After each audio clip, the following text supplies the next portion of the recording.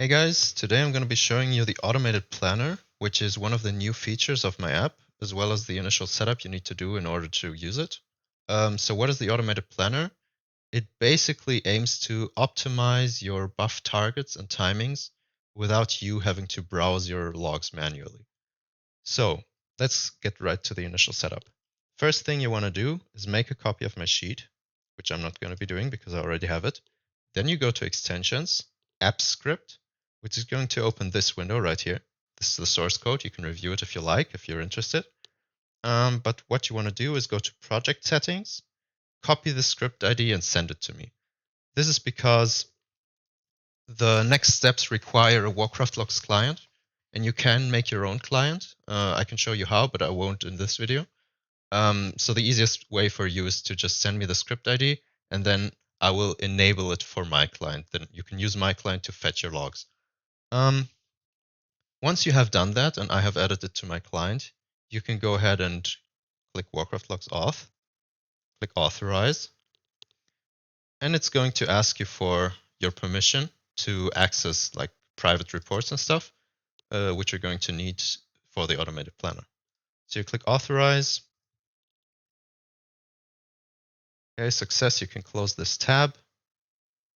Now what you want to do is input your roster. You can either do this manually, but make sure to include the class colors, or you can already work with the Warcraft Logs API here and import your roster. For this, you need your guild ID, which if you open your guild in Warcraft Logs, would be this number right here.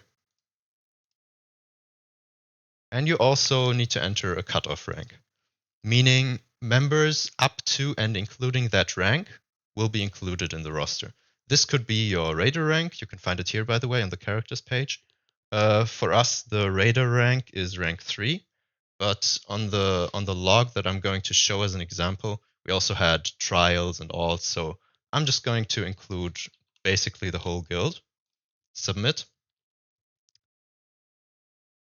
And it's going to fill in all these people for you.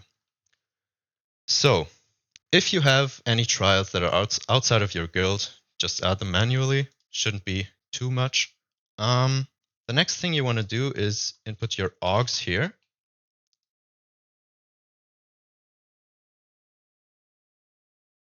And now you're already set up to use the automated planner. So how does the automated planner work? The first thing you want to do is get a log of a boss that you want to plan for. It should be your own log because it's going to use your setup. Make sure that the fight is selected. So you should have some fight in this field right here. It can be the last pull. So for example, if I would go to Firek, it would say fight last. That would also work. So like I said, you just copy this, put it in here, and then it's going to run for like 10 to 20 seconds, depending on how long the fight is. For this Igira kill, it was 3 minutes 47, so it's probably not going to take that long. There you have it. These are all your buff assignments, and it also generated notes for you that you can copy and paste into MRT, as well as Ebonmite proximity suggestions, meaning these are the people that you would want to stand on when you cast Ebonmite, because they don't have prescience, but they still deal a lot of damage. So I'm just going to do that real quick. And then you have should have it as a personal note. So yeah, then you can grab your weak aura from Wago, which is here. And I'm just going to show you a quick clip of how it looks in game. So this is the note right here. And as you can see, it's going to glow the people as they come up in the note.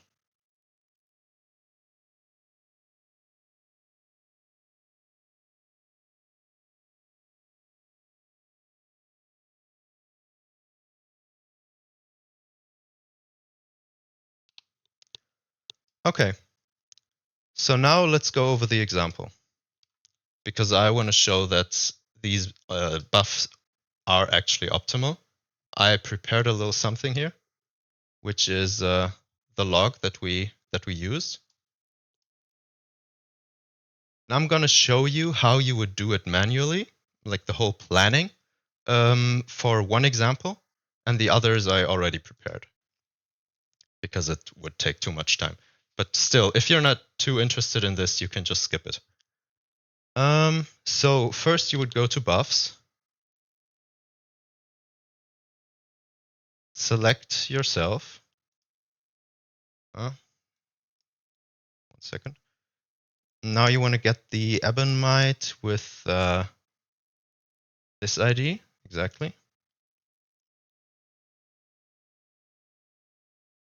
And now you want to mark this interval, go to damage done, and now you have the people who did the most damage during your Ebonite interval.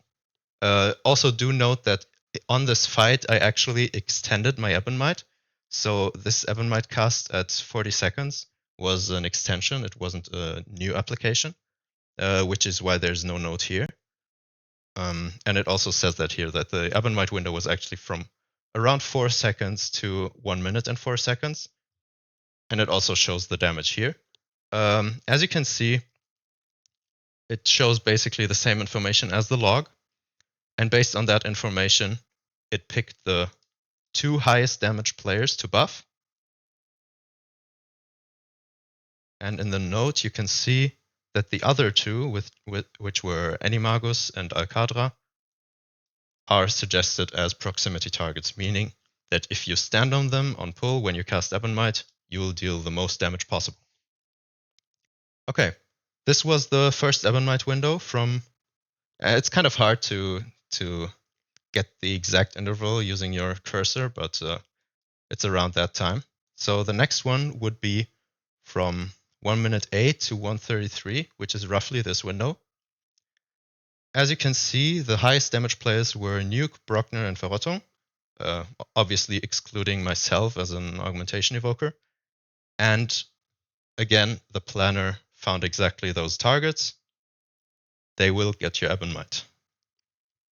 As for the proximity assignment, I won't go over all the proximity assignments. I just wanted to show you real quick.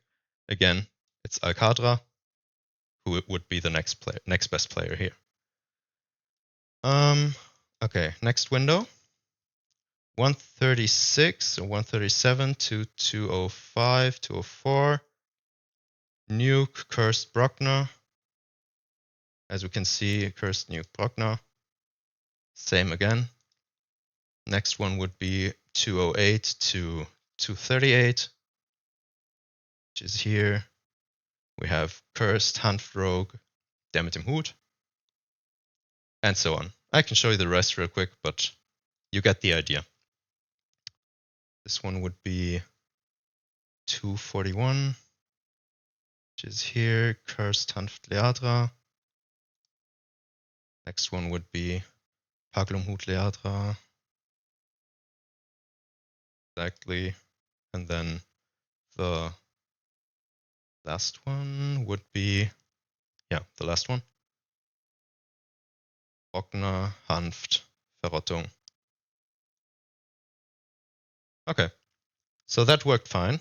I also wanted to show you real quick, because there are obviously prescience charges that you won't be able to use for picking Ebonite targets, especially when you extend your Ebonite for over a minute, like I did on this pull. I'm not saying that you should extend it. There may be some situations where you want to, but I just picked this log as an example because I wanted to show how other prescience charges are assigned. So it basically looks at just the raw damage for this prescience. At 22 seconds, we get a prescience charge, and it will last until like 45 seconds. Animagus dealt the highest damage, and we picked Animagus. So yeah, it's actually pretty straightforward. There's a couple of things you need to keep in mind. For example, the original log that you are using, what you're entering here, the better your Ebonite timings are, the better the results will get, and the more consistent your raid mates play, the better the results will get as well. So this is kind of meant to be used multiple times per raid night. Every time you shift CDs around, you can just throw this on and it's going to take like 10 to 20 seconds. Like I said, not a big deal. You can do it in between pulls. And yeah, you'll have your optimal buff assignments. Anyway, thank you for watching. If you have any questions, just let me know. Yeah, see you guys next time.